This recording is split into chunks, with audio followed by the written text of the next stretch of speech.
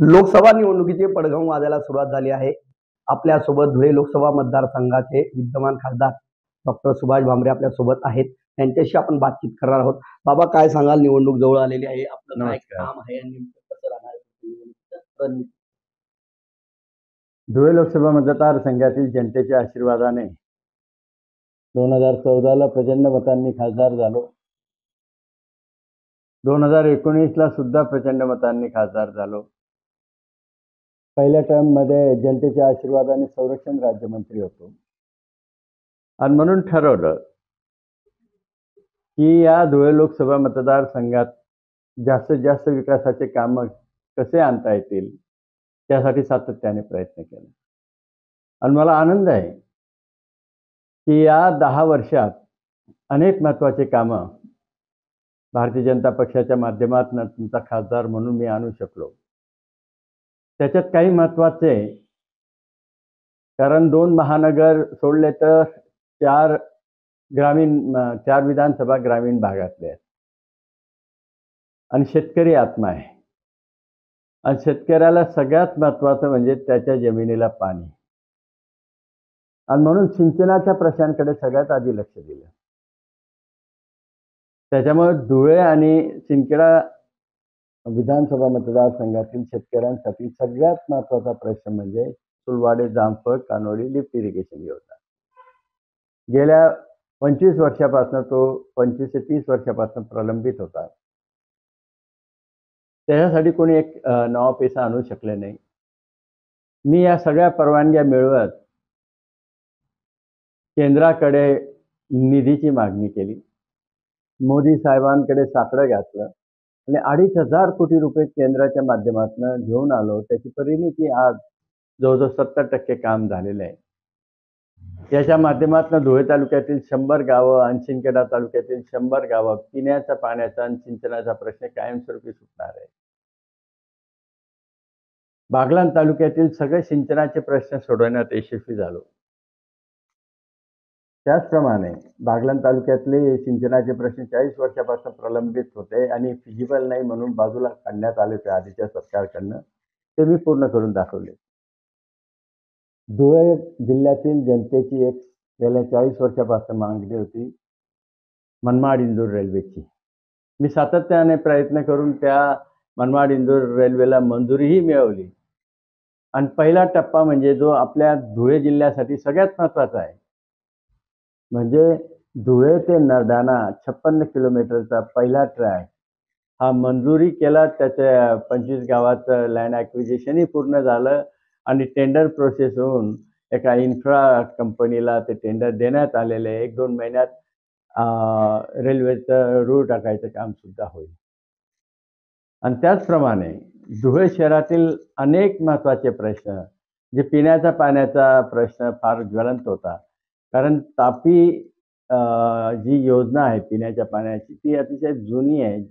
Tapi pipeline जीर्ण झालेली आहे. अनेक ठिकाणी ते गळती होते आणि त्या गळत्या रोखवत परेशान होतं आणि साहजिकच नागरिकांना पाहिजे तसा पाणी पुरवठा होत नाही. परंतु आता अक्कलपाड्याच्या माध्यमातून आमचे नेते आदरणीय देवेंद्रजींच्या आशीर्वादाने 170 कोटी रुपयाची योजना आज पूर्ण झाली. 2 दिवसात धुळ्यात पाणी मिळत आहे. बाबा, एवढं असताना देखील आता आपल्या पक्षात इच्छुक जास्त वाढलेले आहेत. त्यांच्या संदर्भात काय सांगाल? हे बघा, इच्छुक जास्त अशासाठी झाले की त्यांना प्रत्येकाला मोदी गॅरंटीवर विश्वास आहे. तिकीट मिळालं तर आपले लॉटरी लागू शकते. त्याच्यामुळे भरपूर इच्छुक आहेत. आता काँग्रेसची तशी काहीच गॅरंटी नाही म्हणून काँग्रेसकडे इच्छुक नाहीत कोणी.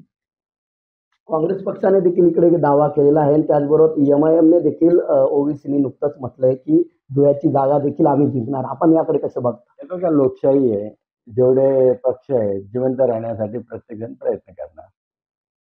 या ठिकाणी दिगावकर असतील किंवा कुणाल पाटील असतील किंवा आपल्याच पक्षातून धरती देवरे आणि इतर काही लोकांची नावं पुढे येत आहेत, तर त्या संदर्भात आपण काय सांगाल? बघा, हा वरिष्ठांचा विषय आहे. वरिष्ठ जेव्हा ठरवतील ते नाव आपल्यासमोर येणारच आहे. राहिलं माझं, 10 वर्षात मी अतिशय चांगली कामं केलेली आहेत. जनतेच्या पसंतीला उतरलेलो आहे. भाजपमध्ये वशिल्याने तिकीट मिळत नाही. निवडून येणाऱ्या माणसालाच तिकीट मिळतं आणि तो आशीर्वाद मला जनतेने दिलेला आहे असा मला ठाम विश्वास आहे. यावेळेस जे आहे यावेळेस आपल्याला तिकीट मिळेल का आणि मिळालं तर आपण कशा पद्धतीने सामोरे जाणे म्हणून? हे बघा, केंद्रीय निवड समिती आहे. त्याच्यात मोदी साहेब आहेत, अमित शहा साहेब आहेत, नड्डाजी आहेत, आपले आदरणीय देवेंद्रजी आहेत. ही मंडळी ठरवतील. निकष असतात, त्या निकषाप्रमाणे ते ठरवतील आणि नाव जाहीर होईल. माझ्यापुरतं बोलायचं तर मी मगाशी म्हटलं ना, 10 वर्षात खासदार याच्या आधी फारसं कोणी दिसायचं नाही, त्यांचे कामही दिसायचे नाही. त्या पार्श्वभूमीवर 10 वर्षात माझ्या माध्यमातून 6च्या 6 विधानसभा मतदारसंघात भरपूर कामं झाली आणि जनतेचं प्रेम मिळालेलं आहे.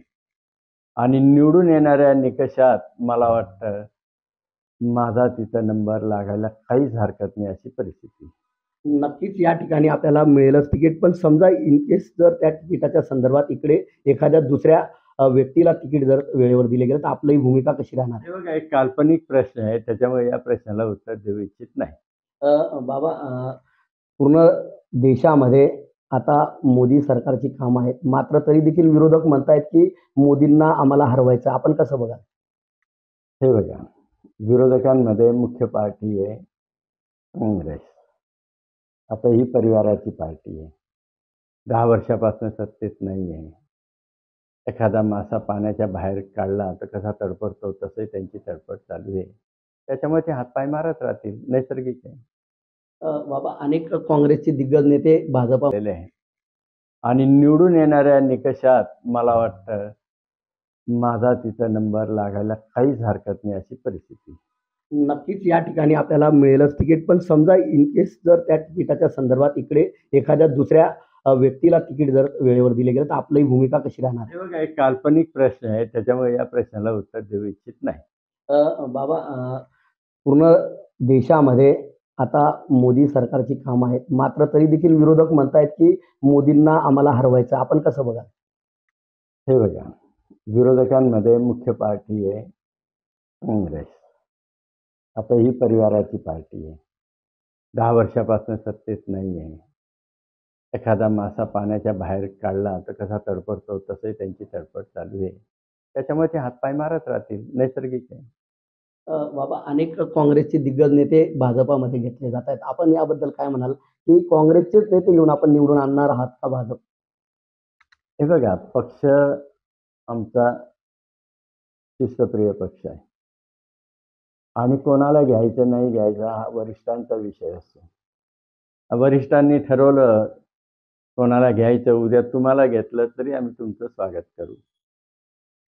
यंदा आपण एवढे केलेले काम आहे, आपण दावा केलेला आहे मला तिकीट मिळेल तर आपण निवडून याल का, काय वाटतं?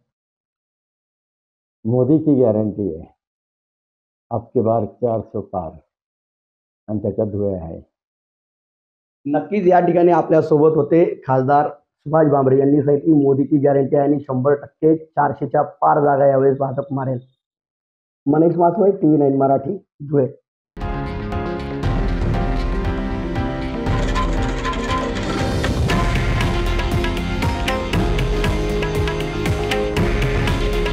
हे आहे देशातील नंबर 1 न्यूज नेटवर्क आणि आपण पाहत आहात TV9 मराठी.